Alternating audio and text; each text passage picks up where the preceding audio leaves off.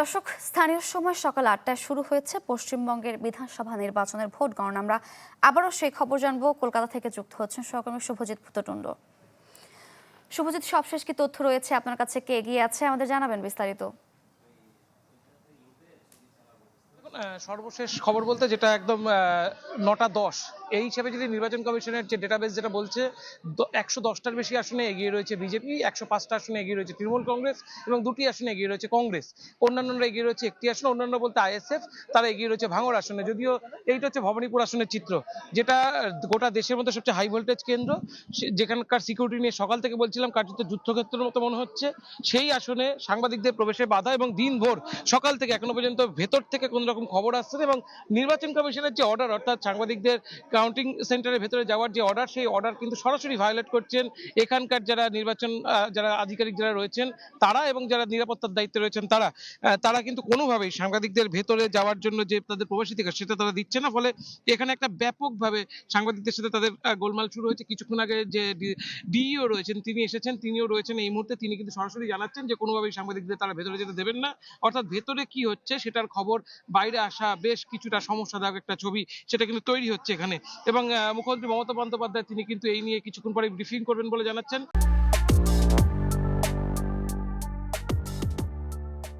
যদি শুভেন্দু অধিকারী তিনি এই ভবানীপুর কিন্তু এখনো পিছিয়ে রয়েছেন, মমতা বন্দ্যোপাধ্যায় তিনি এগিয়ে রয়েছেন এই কেন্দ্রে এখনো পর্যন্ত। পোস্টাল ব্যালটের যা রিপোর্ট সেটা নির্বাচন কমিশন যা বলছে, তবে এই যে রিপোর্ট সেটাও কিন্তু জানা যাচ্ছে থ্রু নির্বাচন কমিশন। এই বুথের মধ্যে থেকে কোনো রিপোর্ট, অর্থাৎ কাউন্টিং সেন্টারের মধ্যে থেকে কোনো রিপোর্ট সেটা কিন্তু সামনে আসে না। যদি একই ছবি কিন্তু ৭৭টা যে কাউন্টিং সেন্টার, সেই ৭৭টা কাউন্টিং সেন্টার থেকে কিন্তু একই রকম ছবি নয়। কারণ ৭৭টা কাউন্টিং সেন্টারের মধ্যে প্রায় ৪৫৮টা টেবিল করা হয়েছে, হল রয়েছে, এবং তার মধ্যে প্রায় ১৬০০-র কাছাকাছি টেবিল। এই টেবিলে যে কাউন্টিং চলার সেগুলো কিন্তু চলছে, এখনো দিনভর কিন্তু এই কাউন্টিং চলছে।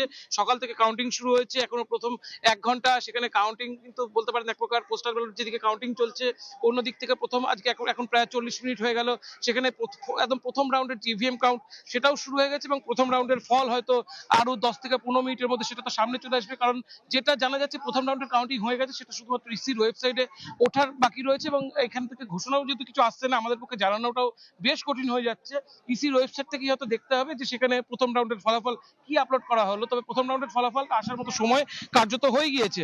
তবে পুলিশ পর্যবেক্ষকদের তরফ থেকে এখানে কিন্তু একটা অতিরিক্ত যে সিকিউরিটি সেটা কিন্তু দেখা যাচ্ছে, এবং এটা কিন্তু একটা নজিরবিহীন ছবি। কারণ মানুষ কিন্তু নির্বাচন কমিশনের থেকে যে স্বচ্ছতা আশা করেছিল, সেই স্বচ্ছতা একদম শেষ পর্যায়ে এসে কিছুটা কিন্তু বাধাগ্রস্ত হচ্ছে বলে সব থেকেই মনে করা হচ্ছে। কারণ নির্বাচন কমিশন যদি সাংবাদিকদের প্রবেশাধিকারই বাধা দেয়, সেখানে ভেতরে যে কি ধরনের কাউন্টিং হচ্ছে, আদৌ যে সরকারি দলের বা বিরোধী দলের এজেন্টদের বাধা দেওয়া হচ্ছে কিনা সেখানে কাউন্টিং হলের মধ্যে, সেটার প্রকৃত ছবি সামনে আসছে না। যদিও রাজনৈতিক দলগুলোর তরফ থেকে কোনো রকম কোনো অভিযোগ এখনো পর্যন্ত সামনে আসেনি। সেরকমভাবে একইভাবে রাজ্যের কোনো প্রান্ত থেকেই একেবারে যে বলা যেতে পারে যে বিভিন্ন দলগুলোর তরফ থেকে অভিযোগ বা সংঘর্ষের কোনো ছবি কোনোটাই কিন্তু সামনে আসেনি। তবে এই পরিস্থিতি চলতে থাকে, হয়তো রাজনৈতিক দলগুলো কিন্তু কমপ্লেন হয়তো কিছুক্ষণ পর থেকেই শুরু করবে। নির্বাচন কমিশনের ওয়েবসাইটেও তারা হয়তো কমপ্লেন কিছুক্ষণের মধ্যেই দেবে। তবে পরিস্থিতিটা কিন্তু এটা বলা যেতে পারে নির্বাচন কমিশন যতটা স্বচ্ছতার সাথে শুরু করেছিল, তারা নিজেরাই পরিস্থিতিটা অনেকটা বেশি ঘোলাটে করছে। এবং এই ছবি যদি বর্তমান থাকে, তবে নির্বাচন কিন্তু প্রশ্নবিদ্ধ হবে, এবং নির্বাচনের এই গণনা কার্যক্রম সেটা কিন্তু প্রশ্নবিদ্ধ হবে। আমার সামনেই আপনি দেখতে পাচ্ছেন যারা স্থানীয় সাংবাদিক, কলকাতার যারা স্থানীয় সিনিয়র সাংবাদিক, তারা কিন্তু একদম এই সাখাওয়াত মেমোরিয়াল গার্লস স্কুলের সামনে তারা কিন্তু তাদের নির্বাচন কমিশন প্রদত্ত যে কার্ড, সেই কার্ড উঁচু করে তারা কিন্তু পুলিশ যে আধিকারিক রয়েছে, যারা পুলিশ এখানে পর্যবেক্ষক রয়েছে, তাদের সামনে তারা বিক্ষোভ দেখাচ্ছেন মূলত। কারণ ১০০ মিটারের মধ্যে যেরকম ভাবে বহিরাগতরা কেউ প্রবেশ করতে পারছে না, ১ কিলোমিটার, এক প্রকার বলেছে প্রায় ১ কিলোমিটার কিন্তু এলাকা খালি করে দেওয়া হয়েছে, কোনো দোকানপাট খুলতে দেওয়া হয়নি। সমস্ত পরিমাণে এই এলাকা ১ কিলোমিটার পুরো কর্ডন করে রাখা হয়েছে আধা সৈন্য বাহিনী দিয়ে। এবং এই ১ কিলোমিটারের মধ্যে স্থানীয় যারা রাজ্য সরকারি যারা বিভিন্ন ডিআইসি অফিস, তথ্য সংস্কৃতি আধিকারিকের যারা অফিসার, তাদের পর্যন্ত আসতে দেওয়া হয়নি। ফলে এই রকম হাই সিকিউরিটি জোনের মধ্যে তারা কেন এত বেশি কড়াকড়ি করছে সেটা নিয়ে কিন্তু মূলত প্রশ্ন উঠছে। তবে একটা জিনিস পরিষ্কার হচ্ছে যে কাউন্টিং চলছে, তবে কাউন্টিং এর এই যে সিনারিও সেটা হয়তো কিছু সময় পর পর সামনে আসবে, যেটা নির্বাচন কমিশন দেবে। সাংবাদিকদের মাধ্যমে কতটুকু আসবে সেটা কিন্তু বেশ এই মুহূর্তে দাঁড়িয়ে কিন্তু বেশ সন্দেহজনক মনে হচ্ছে। তবে ৭৭টা কেন্দ্রে কিন্তু একই ছবি নয়, এটা বারবার বলছি, ৭৭টা কেন্দ্রেই কিন্তু এই একই ছবি নয়। অন্যান্য কেন্দ্রের কিন্তু ছবি কিছুটা ভিন্ন, সেখানে কিন্তু সাংবাদিকদের সাথে অনেকটাই বেশি সহযোগিতা করা হচ্ছে। এবং যে ছবি সকাল থেকে উঠে আসছে সেখানে দেখা যাচ্ছে উত্তরবঙ্গ, যেখানে প্রথম দফায় নির্বাচন হয়েছে, সেই উত্তরবঙ্গের দিক থেকে যে ট্রেন্ড এখনো পর্যন্ত, অর্থাৎ পোস্টাল ব্যালটের যে ট্রেন্ড, সেই ট্রেন্ড অনুযায়ী কিন্তু বিজেপি বেশ অনেকটাই এগিয়ে রয়েছে। পোস্টাল ব্যালটের দিক থেকে দক্ষিণবঙ্গে যখনই আসছে আসছে, অর্থাৎ শেষের যে 152খানা আসনে নির্বাচন হলো, যেটা তৃণমূল কংগ্রেসের ঘাঁটি বলে পরিচিত, দুর্গ বলে পরিচিত, সেখানে কিন্তু তৃণমূল কংগ্রেস পোস্টাল ব্যালটে এগিয়ে রয়েছে।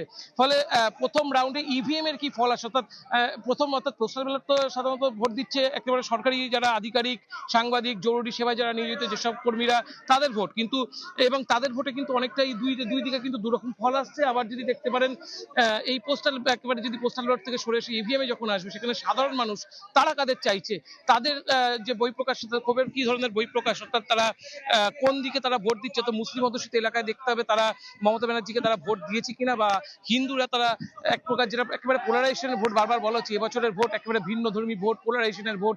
সেখানে হিন্দু মুসলিম ভোট কোন কোন এলাকায়, অর্থাৎ মুর্শিদাবাদ মালদা এলাকায় কিরম রেজাল্ট আছে। মালদাটাকে সবচেয়ে উল্লেখযোগ্য ঘটনা মুর্শিদাবাদ এবং মালদা, সেখানে কংগ্রেস বেশ ভালো রেজাল্ট করছে, এখনো পর্যন্ত তারা 2টি আসনে এগিয়ে রয়েছে এবং বেশ কিছু আসনে তারা দ্বিতীয় পর্যায়ে রয়েছে, অর্থাৎ প্রায় 11টির বেশি আসনে তারা দ্বিতীয় পর্যায়ে রয়েছে। ফলে কংগ্রেস এখানে ভালো রেজাল্ট করছে, এবং এইসব জায়গায় যদি কংগ্রেস ভালো রেজাল্ট করে, তৃণমূলের রেজাল্ট বেশ কিছুটা খারাপ হবে, কারণ তারা মুসলিম বসে থাবা বসাবে, যেটা তৃণমূল কংগ্রেসের কোর ভোট ব্যাংক। আবার দক্ষিণবঙ্গে এখানে কিন্তু তৃণমূল কংগ্রেস ভালো রেজাল্ট করছে মূলত মুসলিম অধ্যুষিত এলাকাগুলো থেকে, এবং যেখান থেকে আবার এখানে বামেরা বেশ কিছু, অর্থাৎ দমদমের দিক থেকে বামেরা বেশ ভালো রেজাল্ট করছে, দমদম উত্তরপাড়ার এলাকা থেকে বামেরা বেশ ভালো ভোট পেয়েছে, এবং এইসব জায়গায় বামেরা কিন্তু এখনো পর্যন্ত দ্বিতীয় পর্যায়ে রয়েছে। ফলে এই যে ট্রেন্ড, এই ট্রেন্ড কিন্তু দিনভর যদি চলে, সেক্ষেত্রে এই প্রতি রাউন্ডে কিন্তু পরিস্থিতির যে পরিবর্তন সেটা হতে পারে, এবং প্রতি রাউন্ডের পর কি ধরনের রেজাল্ট আসে সেটা আমরা তো দর্শকদের জানাবো। তবে এই ভোটের যে সামগ্রিক একটা ছবি, সেটা কিন্তু আস্তে আস্তে প্রায় বেলা 12টা বাজবে। ফলে দর্শকদের কাছে প্রতি রাউন্ডের তথ্য জানার যে একটা চাহিদা, সেটা কিন্তু তাদের যেমন থাকবে, তবে নির্বাচন কমিশন থেকে যেটা দেওয়ার, একটা তথ্য দেওয়ার যেটা ঘাটতি, সেটা কিন্তু এখনো পর্যন্ত রয়েছে। শুভজিৎ, ধন্যবাদ আপনাকে। দর্শক, চলছে বিধানসভা নির্বাচনের ভোট গণনার সবশেষ খবর আমরা জানছিলাম।